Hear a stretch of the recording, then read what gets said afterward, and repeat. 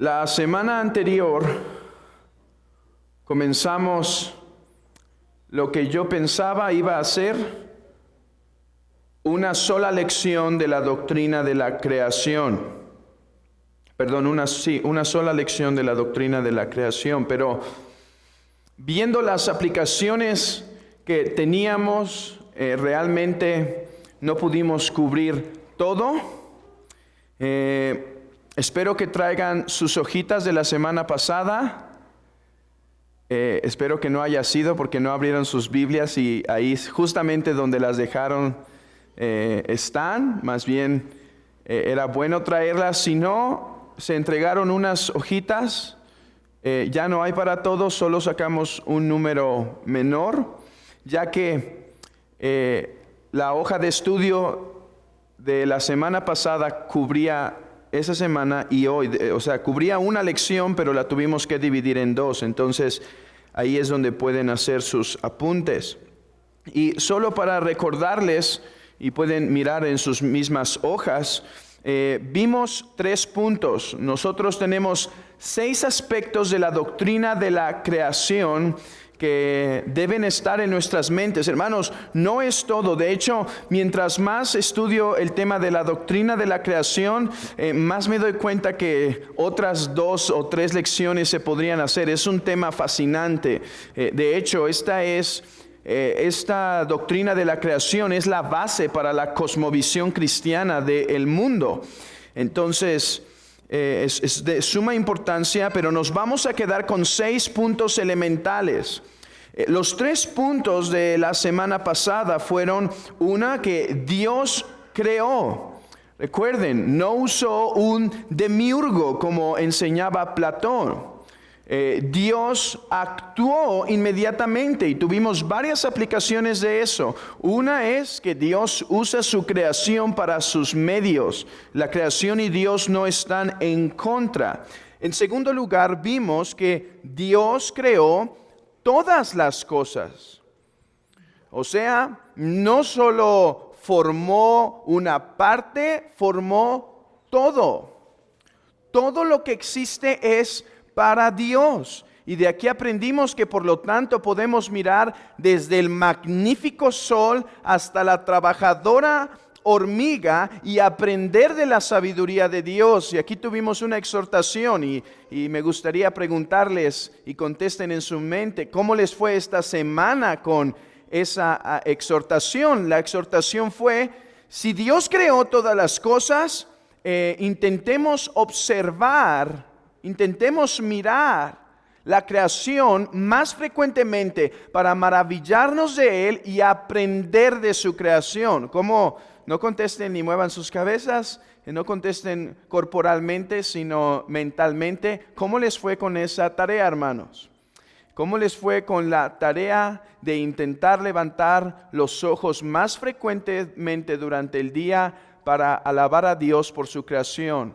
¿Cómo les fue con esas tormentas que tuvimos aquí en Guadalajara? ¿Pudieron mirar la formación de las nubes y el poder de Dios? ¿O qué tal con algún trueno que suele espantar a los pequeños? Les pudimos informar, es la voz de Dios. Dios está hablando y está diciendo al mundo: heme aquí. Hermanos, si no les fue bien en esa tarea, pues va a haber oportunidad para que la entreguen la próxima semana, pero llévenlo como tarea. Recuerden, 3 elementos que debe haber en la predicación: verdad, afectos y algo que hacer. Nuestras manos se deben ocupar en algo, y esa es la exhortación: alcemos nuestros ojos. Y en tercer lugar vimos, Dios creó ex nihilo, esto es, Dios creó de la nada. Y hermanos, la aplicación a la cual llegamos aquí fue sumamente importante, porque en primer lugar insistimos de que Dios hizo todas las cosas y por lo tanto, hermanos, podemos disfrutar la creación. Dios creó todas las cosas y por lo tanto podemos tener deleite en la en las cosas de esta creación, desde la comida, la bebida, hasta la relación de amistad entre personas, hasta la vida matrimonial. Todo eso fue creado por Dios y es bueno cuando lo disfrutamos. Y debemos deleitarnos en ello. No obstante, que Dios creó ex nihilo, que Dios creó de la nada, nos recuerda que la materia no es eterna y por lo tanto nuestro fin último en esta tierra no es lo que Epicurio enseñó. Comamos y bebamos porque mañana moriremos. Si la materia no es eterna, esta no nos va a satisfacer en última instancia. Si la materia no es eterna, esta no puede proveer en última instancia nuestras necesidades más íntimas de satisfacción. Hermanos, por eso repito esa frase de Agustín tan hermosa. Nuestro corazón fue hecho para ti, dice Agustín.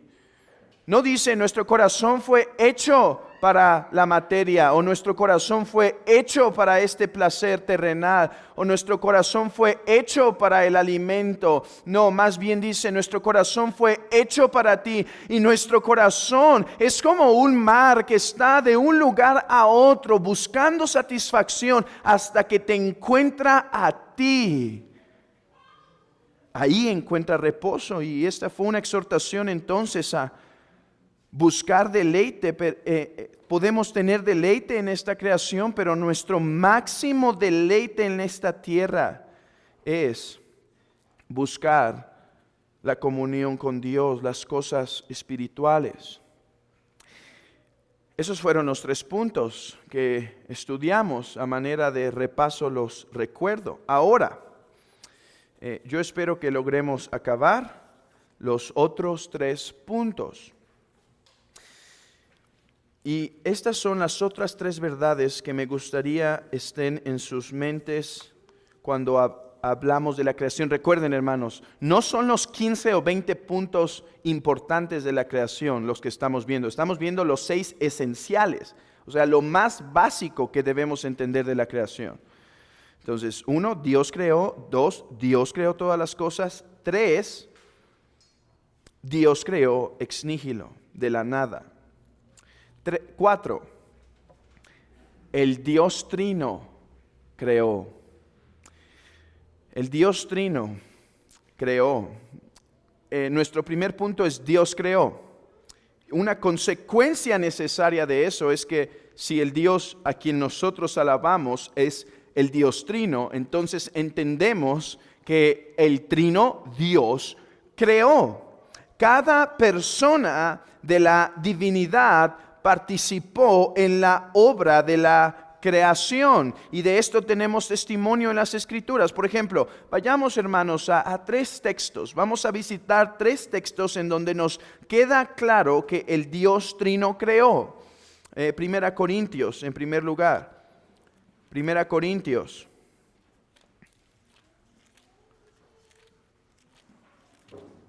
Capítulo 8. 1 Corintios capítulo 8, versículo 6. Para nosotros, sin embargo, solo hay un Dios, el Padre, del cual proceden todas las cosas, y nosotros somos para Él.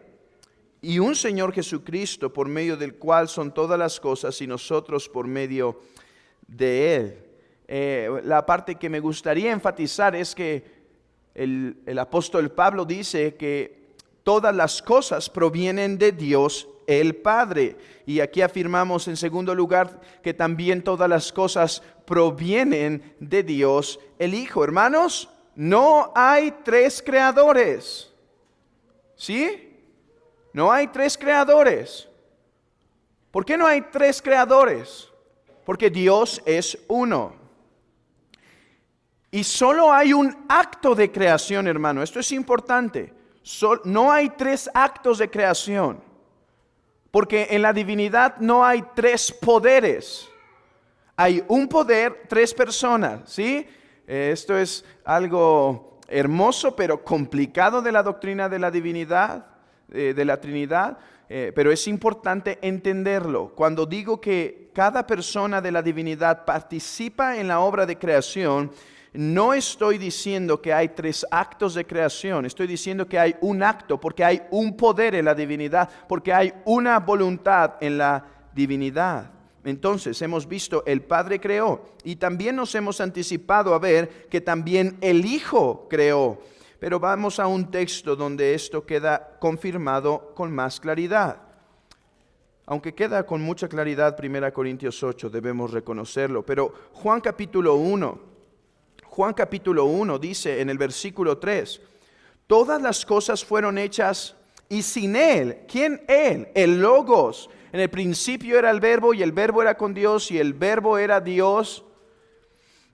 Este era en el principio con Dios, todas las cosas por Él fueron hechas y sin Él nada de lo que ha sido hecho fue hecho. Y Hebreos capítulo 1 también confirma esta verdad. En estos postreros días nos ha hablado por el Hijo, a quien constituyó heredero de todo y por quien asimismo hizo el universo. El Padre creó, el Hijo creó. Pero también tenemos testimonio en las Escrituras de que el Espíritu Santo es creador. Vamos a ir aquí a un texto en los Salmos y después quiero mostrarles una belleza en Lucas capítulo 1. Vamos primero a los Salmos. Salmos, el capítulo 33.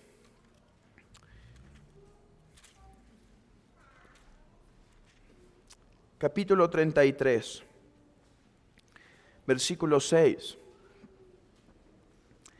Dice, por la palabra de Jehová fueron hechos los cielos y todo el ejército de ellos por el aliento de su boca.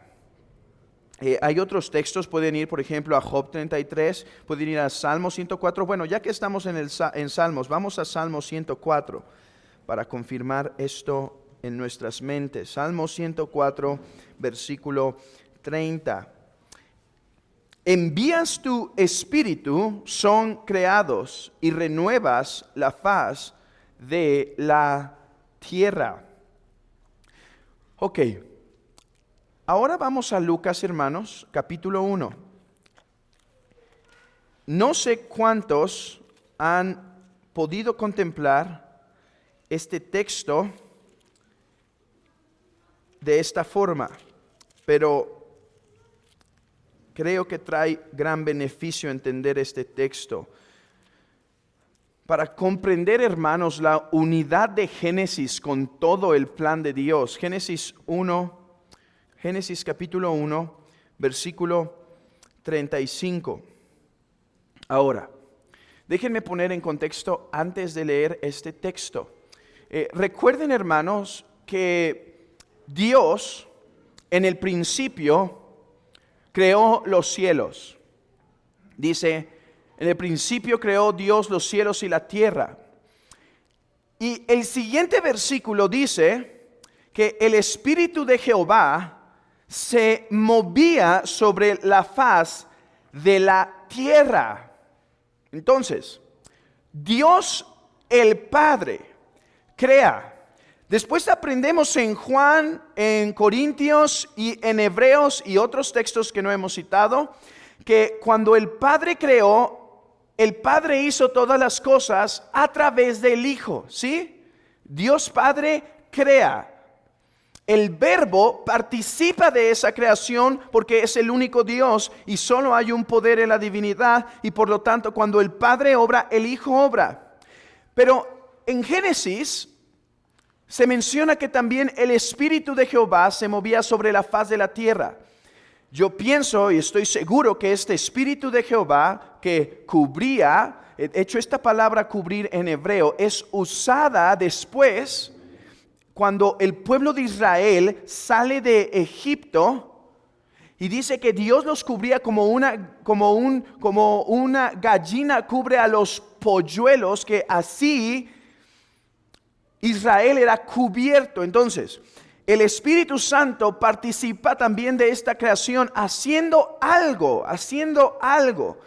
Yo creo que la obra del Espíritu Santo, por algunas razones teológicas que no alcanzamos a contemplar hoy, en la obra de creación es el que se encarga de concluir, dar vida finalizada a lo que se crea, pero eso nos llevaría más tiempo.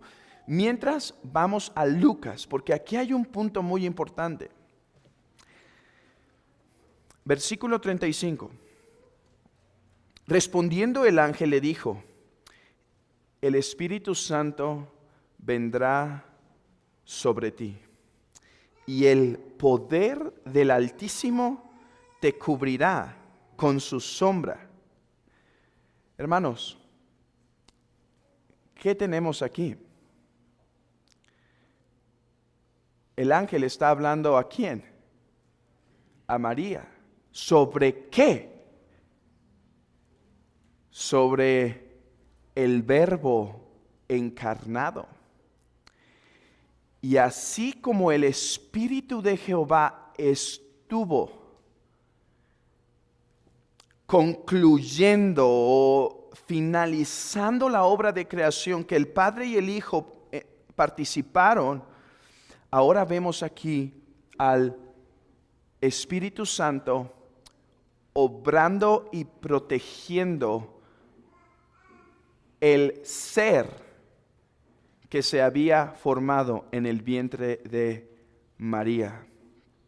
El Espíritu Santo. Lucas 1:35 nos confirma que era el Espíritu Santo el que participó en Génesis 1 y el que participa en la concepción milagrosa de la Virgen María. Nuestro, hermanos, el Logos se encarnó, el Logos es eterno, pero el cuerpo de Cristo tuvo un principio, ¿sí? El Logos es por los siglos de los siglos, pero el cuerpo se concibió en el vientre de María. De hecho, o sea, Jesús participaba genéticamente. O sea, no era raro si se veían rasgos del mismo Señor Jesucristo con su madre, porque el Espíritu Santo usó ese tejido de María milagrosamente concebido para formarlo. Nos estamos desviando ahora estamos entrando del misterio de la creación al misterio de la encarnación, pero en un momento van a ver cómo estos dos son caminan muy juntos. Ahora, intentemos bajar este pensamiento. He querido insistir en esta mañana, en el cuarto punto, que el Dios Trino creó, y espero que ahora quede claro con esta evidencia, tanto del Antiguo Testamento como del Nuevo Testamento, que el Padre, el Hijo y el Espíritu Santo crearon. Esto es importante, hermanos, apologéticamente. Así que aquí tenemos armas para pelear nuestra milicia en contra de muchas herejías que están ahí afuera. Tenemos armas. ¿Por qué? Porque si la gente acepta que Dios es el único que puede crear y tenemos clara evidencia que el Hijo es co-creador y que el Espíritu Santo es co-creador, tenemos fuerte evidencia para confirmar la divinidad del Hijo y la divinidad y personalidad del Espíritu Santo. Ahora, no solo es importante entender que el Dios Trino creó, que ya lo hemos visto en las Escrituras, por cuestiones apologéticas. No solo es importante por cuestiones apologéticas, es importante, hermano, por cuestiones teológicas y devocionales. ¿Qué quiero decir? Hay tres cosas, hermanos, que no debemos olvidar del Dios Trino. Uno, si Dios es el Dios Trino, debemos entender que la creación no fue un acto de necesidad en Dios, sino un acto libre de la plenitud de vida y abundancia que hay en el ser divino. ¿Qué quiero decir con esto? Hermanos, un niño puede tener habilidades como pintor, pero esas habilidades como pintor no se desarrollan hasta que el niño pinta, es entrenado. Y entonces esas habilidades internas se desarrollan. Cuando hablamos de la creación y entendemos que Dios es Dios trino, esto nos ayuda a ver que nunca fue un acto de necesidad. ¿Por qué? Dios no se desarrolló plenamente. Dios no vino a ser en un mayor desarrollo por medio de crear. ¿Por qué? Porque en la vida trinitaria existe tal dinámica de amor, de relación entre el Padre, el Hijo y el Espíritu Santo, que esta es la base y el fundamento de la misma creación. Déjenme recordar material que tenemos guardado aquí en nuestra mente desde la lección 4, 5, 6, 7, 8, cuando estuvimos viendo por 7 lecciones la doctrina de la Trinidad. La doctrina de la Trinidad nos enseña que hay una dinámica de vida en el ser divino. Las 3 personas son un solo Dios. Y este solo Dios en cada persona es coeterno. Se dice de la misma esencia. El Hijo es de la misma esencia que el Padre. No obstante, hay algo que llamamos distinciones particulares o propiedades particulares del Hijo, del Padre y del Espíritu Santo. El Padre engendra, el Hijo es engendrado y expira junto con el Padre al Santo Espíritu. Esa vida trinitaria vamos a ponerlo aquí, hermanos. Necesitamos palabras muy humanas para intentar comprender este grande misterio, pero creo que es importante. Esta vida trinitaria, esta actividad interna en el ser divino, recuerden, cuando decimos que Dios es inmutable, no debemos pensar en Él como una roca y nada más. No, es inmutable porque está en tal estado de vida, está en tal estado de amor, está en tal estado de relación, que es imposible que en el ser divino haya una mejora o un cambio. Hermanos, es porque Dios es trino que puede haber creación como la conocemos. Escuchen lo que dice un teólogo llamado John Webster. Dice: la generación y la expiración, que las consideramos tiempo atrás, son la manera en la que Dios es ilimitadamente abundante en vida, reciprocidad y deleite mutuo.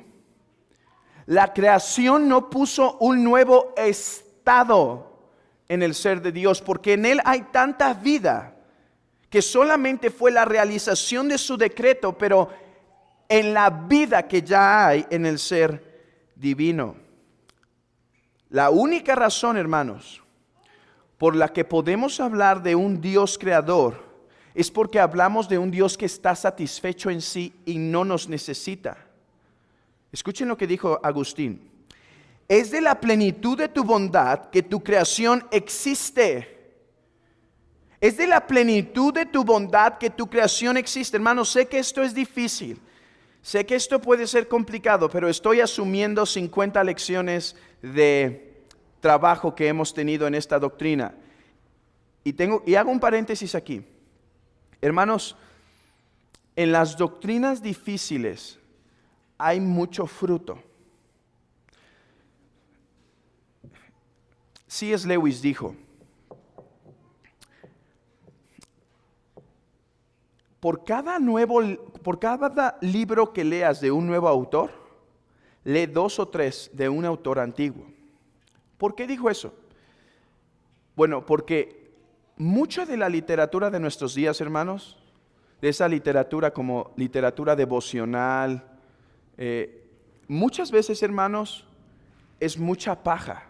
Muchas veces, no siempre, hay muy buenos y recomiendo muchos autores modernos y demás. Pero lo que dijo Lewis es sabio. ¿Por qué? ¿Saben en dónde escribió esto? Escribió esto en el prefacio del libro de la encarnación de Atanasio. Atanasio tiene un pequeño libro. Atanasio es un padre de la iglesia, el que luchó contra Arrio en la disputa de la deidad de Cristo. Buen teólogo, excelente. Y tiene un libro de la encarnación. Hermanos, nada fácil, nada fácil. Pero él dice, ok, por cada nuevo lee 2 viejos, no porque sea más fácil, es más difícil.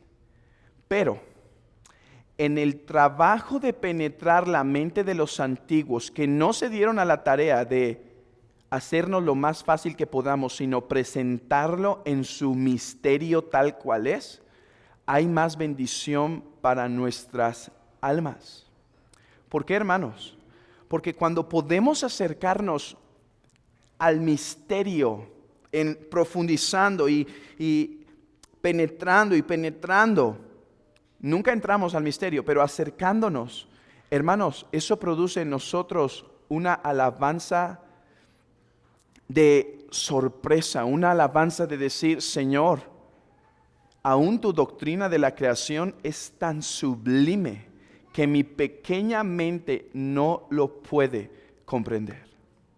No estoy diciendo, hermanos, que todo esto lo entendemos perfectamente, pero esfuércense conmigo en este estudio, que es un poco difícil. Este punto es quizá el más difícil. Después voy a dejar descansar sus mentes un ratito. Porque en comprender esto, hermanos, nos hace valorar más aún el hecho mismo de la creación. Déjenme regresar, habiendo hecho este paréntesis, a las palabras de Agustín. Es de la plenitud de tu bondad. Él está haciendo una oración a Dios. Esas son las confesiones. Las confesiones es una oración a Dios, oraciones a Dios en donde narra su conversión, ¿sí? Por medio de su oración está narrando su conversión. Es la plenitud de tu bondad que tu creación existe, con el propósito de que el bien creado no fracase en ser, aunque en nada te puede beneficiar y no es nada de ti ni igual a ti, ya que su existencia viene de ti. Hermanos, que Dios es trino, nos hace entender que la creación no la hizo Dios para mejorarse, para realizarse, o porque le faltaba compañía, o porque le faltaba alabanza, y entonces hizo a los ángeles, y entonces hizo al hombre. Hermanos, Dios es el ser trino, satisfecho. Si Dios no es trino, hermanos, si solo es, como se dice, una monad, si no es un Dios trino, si no hay 3 personas en beatitud, en amor, en alabanza, en gloria una con otra, claro que Dios necesitaba la creación, claro que Dios necesitaba de nosotros. Pero hermanos, debido a que Dios es trino, podemos afirmar, no nos necesitaba, y el acto de creación es el acto de su mera voluntad. En nada, hermanos, vean las palabras de Agustín, en nada le beneficiamos por existir. Es lo mismo si existimos o no. Comprendiendo esta plenitud trinitaria, podemos concebir que la doctrina de la creación es un mero acto de amor. Es un acto de amor creativo. No es un amor que necesita, hermanos. Si alguien crea porque necesita, lucha con el amor, ¿sí? Porque, déjenme decirlo así. Imagínense que la niña necesita, ¿qué necesita? Una nueva batidora de juguete, ¿no? Imaginen eso. Y entonces hace cartitas a su papá. ¿Por qué? Por necesidad. ¿Son lindas? Sí, pero es necesidad. Pero ¿qué pasa cuando la niña crea esas cartitas sin necesitar nada? son de puro amor. Bueno, esta pequeña ilustración tan terrenal, tan nosotros, tan mundanal en ese sentido, tan de la tierra, nos puede ayudar a entender, hermanos, que si Dios crea porque necesita alabanza, hay una lucha entre el amor y la necesidad, ¿no? O sea, realmente porque crea, porque ama o porque necesita. Pero cuando entendemos que Él está satisfecho y pleno en sí mismo, entonces el acto de creación, hermanos, es para que sus criaturas, es para que estos seres del polvo se deleiten en Él. Él no nos necesita, Él sin nosotros está feliz. Pero en este amor que en Él abunda, Él crea, Él obra para que su creación le conozca. Miren lo que dijo alguien: su amor increado origina. El amor creativo de Dios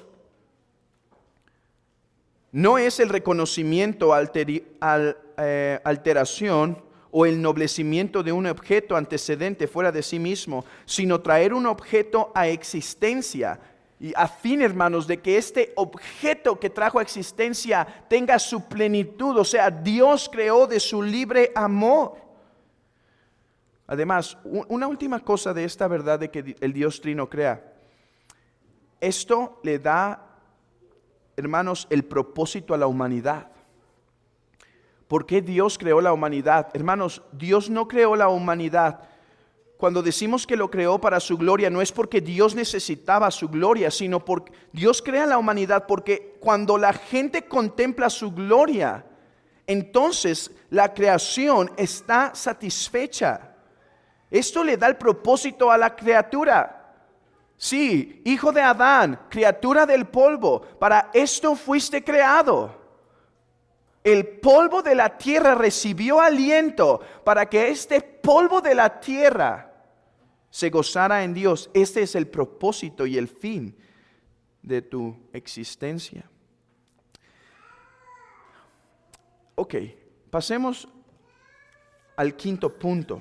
Es importante entender, en cuarto lugar, que el Dios Trino crea. Dios es trino, está satisfecho, no nos necesita, crea de su abundante amor, de su abundancia crea.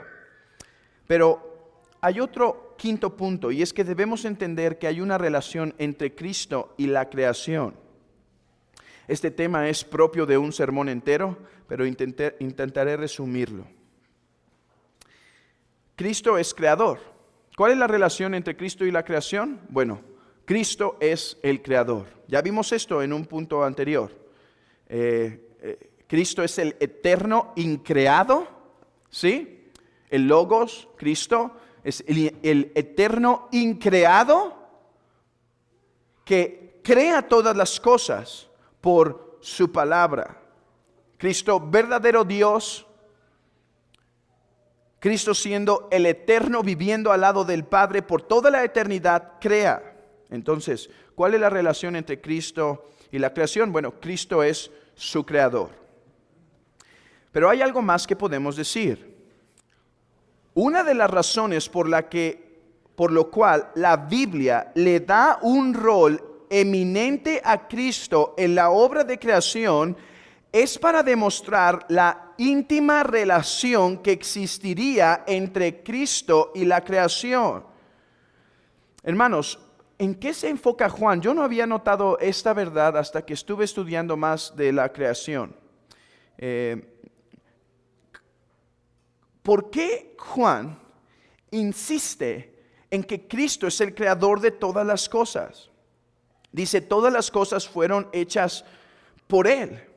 Hay un énfasis en el Hijo, en la obra de creación. Abran sus Biblias en Colosenses. Vamos rápido a Colosenses capítulo 1.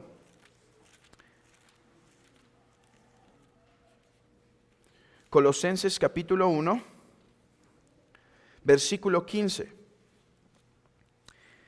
Él es la imagen del Dios invisible, el primogénito de toda la creación, Porque en Él fueron creadas todas las cosas, las que hay en los cielos y las que hay en la tierra, visibles e invisibles, sean tronos, sean dominios, sean principados, sean potestades. Todo fue creado por medio de Él y para Él. Y Él es antes de todas las cosas, y todas las cosas en Él subsisten. Y Él es la cabeza del cuerpo, que es la iglesia, el que es el principio, el primogénito de entre los muertos, para que en todo tenga la preeminencia. Esta última palabra es lo que nos da luz de por qué el Nuevo Testamento pone énfasis, pone un fuerte énfasis en que Dios, Cristo, el Logos particularmente, es aquel que crea. Porque, hermanos, la relación entre la creación y Cristo no solo es de creador-criatura, sino es de Señor-siervo. Señor-siervo.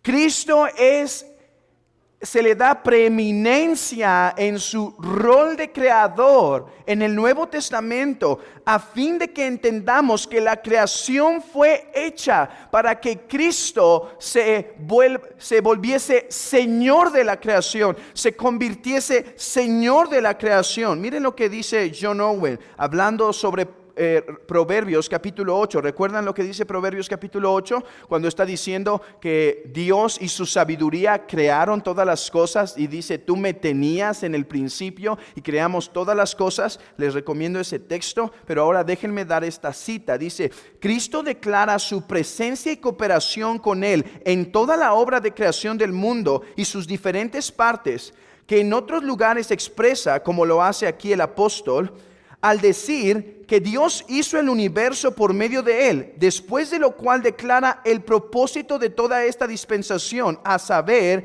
que Él se pudiera regocijar en la parte habitable de la tierra y que sus delicias fueran con los hijos de los hombres. O sea, el propósito de la preeminencia que se le da a Cristo como creador es para que se vea que no solo hay una relación entre creador-criatura, sino hay una relación entre Señor-súbditos.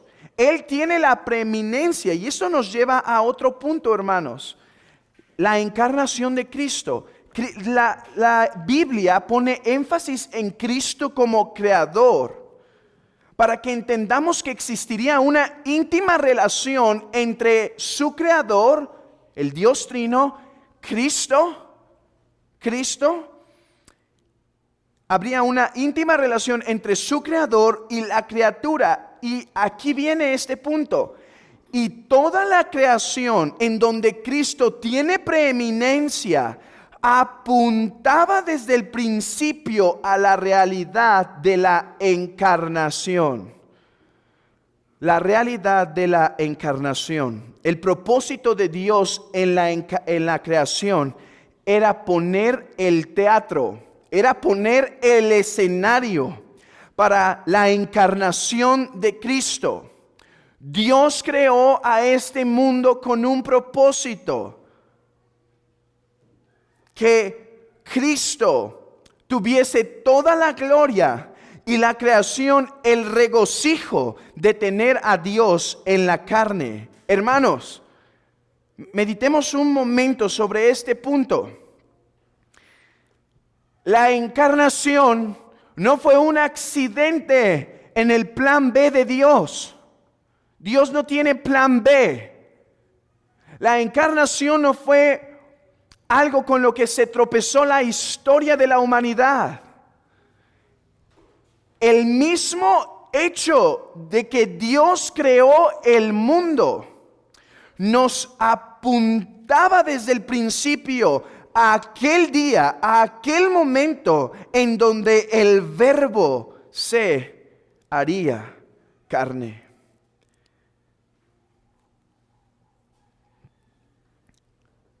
El propósito era que algún día la criatura pudiese gozarse de su creador.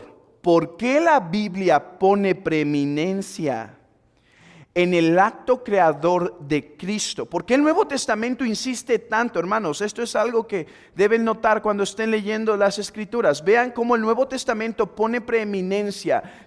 Habla Cristo como creador. El propósito no es para disminuir la obra del Padre o la obra del Espíritu, sino para demostrar que hay tal íntima relación. Hay tal íntima relación y de hecho esta verdad se confirma, hermanos, con el texto que citamos de Lucas 1:35, que el mismo espíritu que se movía sobre la faz de la tierra, o sea, el mismo espíritu que estaba obrando en la primer creación, es el mismo espíritu que obra sobre Cristo. O sea, hay una íntima relación entre la primer creación y nuestro Señor, el Verbo, el eterno Dios. Hermanos, la creación fue hecha, la creación tuvo existencia para que algún día los seres humanos gozaran de Cristo, el Verbo encarnado. Hermanos, no sé para ustedes, pero para mí es esto maravilloso. Que todo fue creado para que Dios pudiera revelarse a su creación, no solo por los cielos de los cielos, no solo por las montañas y las tormentas, no solo por su voz audible, sino por el Verbo encarnado. Hacia ese fin, con ese propósito, fue hecho la creación para la gloria de Cristo. Ahora la creación gime, pero un día, hermanos, Cristo vendrá a librarla de los lazos de esclavitud en la cual se encuentra, para que pueda gozar para siempre de Él. Ok, terminemos con esto. Dios te creó. Ese es mi último punto. Y el más práctico, hermanos, así que ya pueden poner, si quieren, más descanso a su mente. El más práctico y más sencillo. La primera pregunta del Catecismo para niños dice: ¿quién te creó? Hermanos, ¿quién te creó? Dios, contesta el niño. ¿Quién te creó? Dios. ¿No es interesante que los teólogos hayan considerado que una de las verdades más fundamentales que el niño debe conocer es que hay un Dios y que este Dios lo creó? Es que, hermanos, no se equivocó Herman Babbing cuando dijo que es esta verdad que es la base de la religión. Es esta verdad que es la base de la verdadera religión.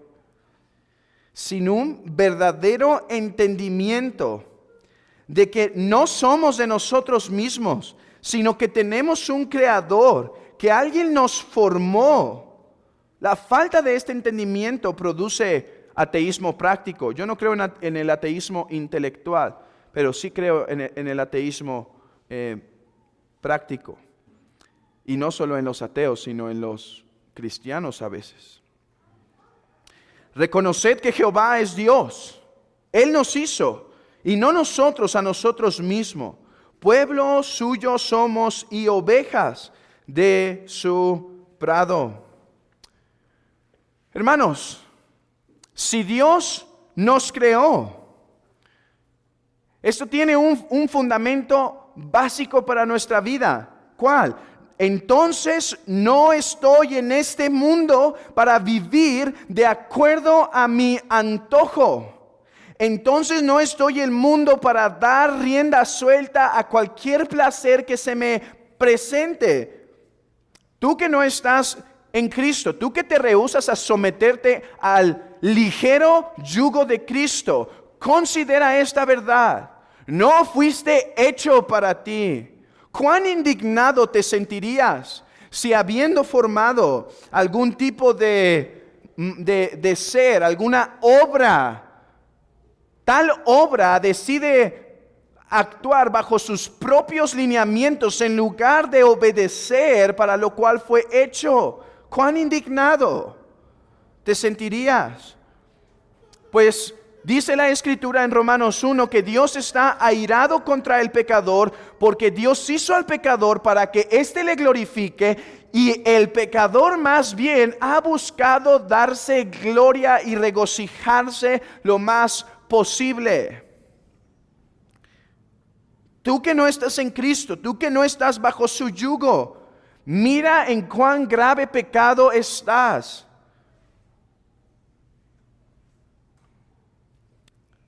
Tú, su criatura, te has rebelado contra Él. Tú, su criatura, ahora debes ser castigado por Él porque te has desviado de su santo mandamiento.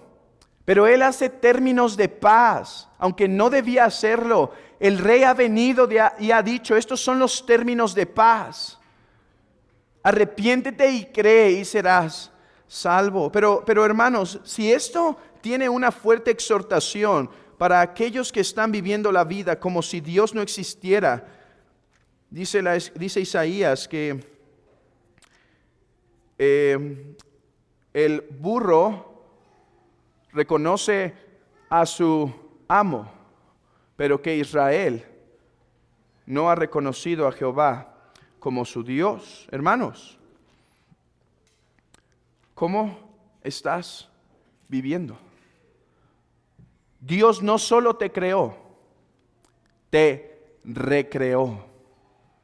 Dios no solo te hizo una vez, te hizo renacer. No solo te dio un primer nacimiento, te dio un nuevo nacimiento. Doble carga, por lo tanto, tenemos.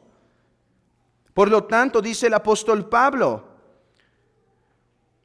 pero el que se une al Señor, un espíritu es con Él. Huid de la fornicación. Cualquier otro pecado que el hombre cometa está fuera del cuerpo, mas el que fornica contra su propio cuerpo peca. ¿O ignoráis que vuestro cuerpo es templo del Espíritu Santo, el cual está en vosotros, el cual tenéis de Dios y que no es vuestro? Porque habéis sido comprados por precio. Glorificad pues a Dios en vuestro cuerpo y en vuestro espíritu, los cuales son de Dios. Hermano, a la luz de esto, déjame preguntar, ¿estás viviendo solo para ti? ¿Estás viviendo solo para tus planes? ¿Estás pasando los días de tu vida, hermano, solo considerándote a ti? ¿O estás viviendo como esclavo de Cristo, como uno que ha sido comprado y por lo tanto le pertenece a Cristo en todo? Leíamos en esta semana unas muy buenas biografías que publicó el hermano Joel Beeke en su editorial Heritage Books. Y la primera es una biografía de reformadores para niños. Y estaba leyendo esa biografía a las niñas, y leímos esta semana de Pedro Baldo. Pedro Baldo. ¿Si han escuchado de los valdenses? Bueno, nació con él. Ahora, hoy en día los valdenses, hermanos, están muy mal, pero Pedro Baldo creo que fue una figura particular. Siempre pasa así, hermanos, ¿saben? He estado estudiando algo de la historia de los primeros años de la iglesia, algo de Nestorio, y ustedes saben la herejía del nestorianismo, ¿no? Nestorio decía que prácticamente había dos personas en Jesús, no dos naturalezas solamente, sino dos personas. Pero realmente cuando uno lee a Nestorio, él no era tanto el hereje, más bien sus seguidores fueron los que lo hicieron más hereje, pero ahora se quedó su nombre como el de la herejía. Así pasa con Pedro Baldo. Y Pedro Baldo, hermanos, era un hombre muy rico, vivía en Francia. El Señor lo despierta a buscar las cosas espirituales, y cuando entiende la realidad, pues compra una Biblia. Qué fácil, ¿no, hermanos? Compra una Biblia. No, hermanos, no, qué fácil. Era tan complicado como si hoy en día quisiéramos comprar quizá una casa de, no sé, quizá $1,000,000. Conseguir una Biblia en ese tiempo era algo de los ricos. Él era rico y compró su Biblia y encontró la verdad de las Escrituras. Y hermanos, ¿qué hizo este hombre? Ya tenía la salvación, ahora a disfrutar la vida eterna que se acerca y las riquezas en esta tierra. No. Hizo un voto en donde se puso a servir a los pobres, haciendo que se escribieran Biblias y dándoles Biblias, comprando Biblias para ellos. Después fundando un pequeño grupo misionero que se llamaban los Pobres de Lyon. Los Pobres de Lyon, así se llamaba el grupo. Y enviaron a todo lugar de estos, intentaron enviar a toda Francia de estos hombres. Y Peter Waldo terminó viviendo su vida, hermanos, no en la comodidad de su aposento, no en la comodidad de su hogar. El Papa, varios papas, como 3, hicieron tipo bulas contra él. Lo debían matar y perseguir. Varias veces escapó, pero muchos valdenses murieron por la persecución de el Papa. Hermanos, fuimos comprados por Cristo. No estamos llamados a vivir para nosotros mismos. Es cierto, la doctrina de la creación nos dice que podemos disfrutar las cosas que Dios nos dio, pero la doctrina de creación ex nihilo nos dice que no debemos de hacer de esas cosas nuestro más grande buscar en la tierra. Y la doctrina de que Dios me creó me hace entender que Dios me dio todas estas cosas para ver cómo puedo servirle a Él. No son nuestros cuerpos. Huyamos del pecado, hermanos. Cuando seamos tentados y se nos borren las promesas del Evangelio, agárrate de esta verdad. Soy su criatura y no estoy hecho para complacerme, estoy hecho para complacerlo. Oh, sométete, cuerpo.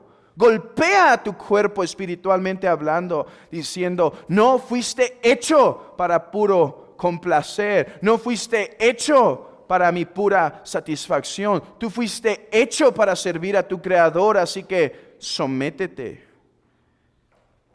Y hermanos, ¿qué estamos haciendo para el reino de Cristo con nuestro cuerpo? Con nuestro cuerpo, ¿qué estamos haciendo para el reino de Cristo? Me ha faltado 2 o 3 cosas que decir, pero creo que es un buen punto de concluir esta segunda parte.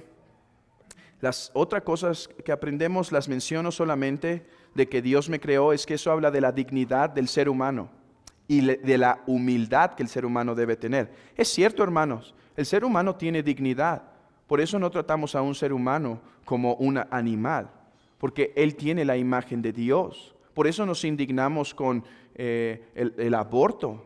Por eso nos indignamos con el maltrato que hicieron los nazis a los judíos y cualquier otro, ya sea Stanley, cualquier otro genocidio. Por eso nos indignamos cuando vemos a seres humanos viviendo en las condiciones más precarias o siendo lastimados, porque tiene la imagen de Dios. Esto da dignidad al ser humano, pero en segundo lugar esto da humildad.